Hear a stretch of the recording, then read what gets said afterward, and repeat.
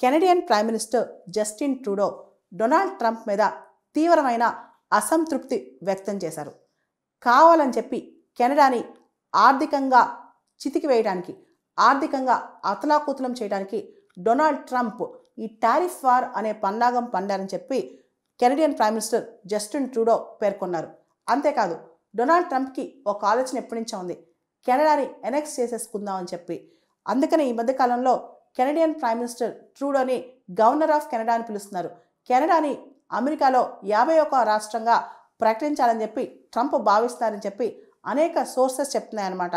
దీనికి సంబంధించి Donald Trump నిన్న చాలా పెద్ద టారిఫ్ వారే ఎక్కువగా పెంచేశారనమాట. నిన్న కెనడా పైన, మెక్సికో పైన, చైనా పైన డొనాల్డ్ ట్రంప్ విపరీతంగా టారిఫ్లు వేశారు.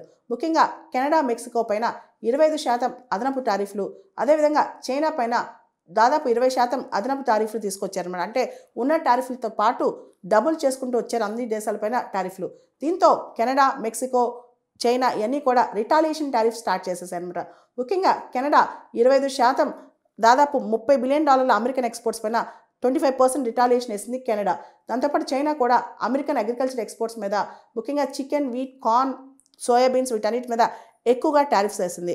అమెరికా నిన్న డొనాల్డ్ ట్రంప్ ప్రభుత్వం కెనడా ఎనర్జీ ఇంపోర్ట్స్ మీద 10% ట్యాక్సెస్, అదేవిధంగా కెనడా యొక్క రకరకాల ఇంపోర్ట్స్ మీద 25% ట్యాక్సెస్ వేసింది. దాంతో కెనడా ఇమీడియట్గా అమెరికన్ ఇంపోర్ట్స్ ఏవైతే ఉన్నాయో, కాస్మెటిక్స్ కావచ్చు, అప్లయన్సెస్ కావచ్చు, టైర్స్ కావచ్చు, ఫ్రూట్, వైన్ ఇవన్నిటి మీద కెనడా విపరీతమైన టారిఫ్లు వేసింది.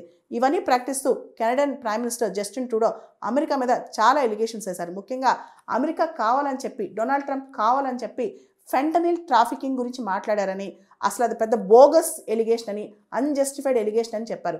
మనందరికీ తెలుసు, ఫెంటనిల్ అనేది చాలా చాలా డేంజరస్ డ్రగ్. చైనా వాళ్ళు కెనడా, మెక్సికో, లాటిన్ అమెరికా ఇలాంటి దేశాల నుంచి అమెరికాకి ట్రాన్స్పోర్ట్ చేస్తున్నారు ఈ డ్రగ్ని. ఈ డ్రగ్ వల్ల అమెరికాలో యువత చాలామంది చనిపోతున్నారని డొనాల్డ్ ట్రంప్ భావించి కెనడా పైన విపరీతమైన టారిఫ్లు వేస్తున్నారు.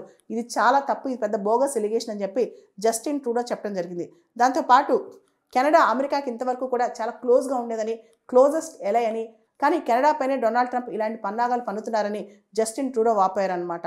అంతేకాదు, ఒక పక్క కెనడాని, రకరకాల దేశాలను ఇబ్బంది పెడుతూ ఇంకో పక్క రష్యాను బుజ్జగిస్తున్నారని డొనాల్డ్ ట్రంప్, ముఖ్యంగా రష్యన్ ప్రెసిడెంట్ పుతిన్ బుజ్జగించడానికే, పుతిన్ కోసమే డొనాల్డ్ ట్రంప్ చాలా ప్రయత్నాలు చేస్తున్నారు. ఓ పక్క దగ్గర ఫ్రెండ్స్ని దూరం చేసుకుంటూ ఇంకో పక్క పుతిన్కి దగ్గర అవుతున్నారు. పుతిన్ ఒక అబద్ధాల కోరు, ఒక మర్డరర్, ఒక డిక్టేటర్. అతన్ని క్లోజ్ చేసుకోవడానికి డొనాల్డ్ ట్రంప్ ఈ పన్నాగాలన్నీ పన్నుతున్నారు.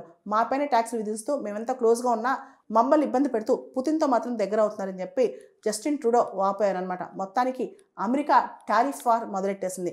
డొనాల్డ్ ట్రంప్ వచ్చి రాగానే కెనడా పైన, మెక్సికో పైన, చైనా పైన వీళ్ళందరిపైన టారిఫ్లు వేసేస్తున్నారనమాట. దీంతో కెనడియన్ ప్రైమ్ మినిస్టర్కి ఏం చేయాలో తోచట్లేదు.